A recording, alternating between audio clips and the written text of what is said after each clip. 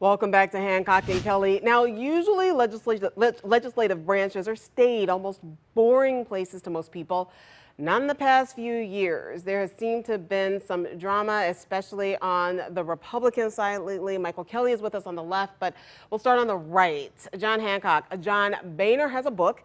He hasn't been a U.S. congressman since 2015, but he had some words in his book on the House about U.S. Senator Ted Cruz from Texas. I cannot repeat the passage on air.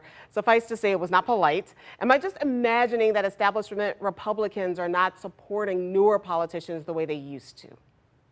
Well, you know, it's interesting. John Boehner is, he's frank, if nothing else.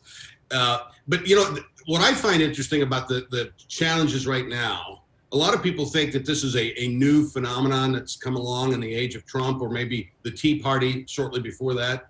But this difference in the Republican Party has been around since the very beginning. You go back to the 1840s, the American Party, also known as the Know-Nothings, they were anti-immigration. They were stridently anti-Catholic.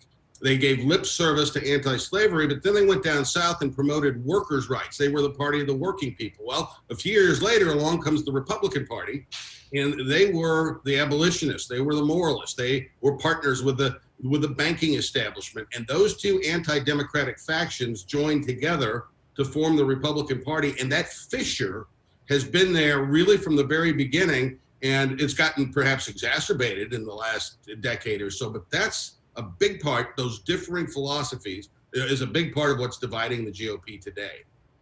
Well, Michael, Roy Blunt is about to be a former U.S. Senator from Missouri. He could throw all of his support behind current Senator Josh Hawley, who was dragged for his support of former President Trump's push to get his election loss overturned. Why aren't we seeing more of a baton pass from Blunt to Hawley? Well, I didn't hear the exact words you said, what kind of pact you called it. But at the end of the day, I think Roy Blunt has a lot of the same concerns that John Boehner does, and a lot of the issues that John laid out there, and that the fact that there's essentially two parties inside the Republican Party right now.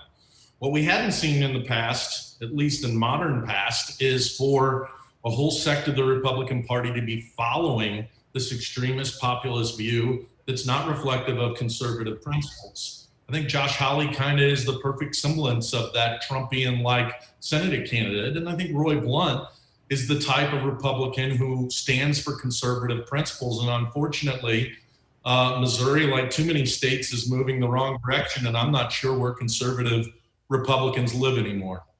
Well, John Hancock, Michael Kelley, thank you so much for your help with all of this. But just hang out with us for a little bit longer, gentlemen. These gentlemen have final thoughts right after the break.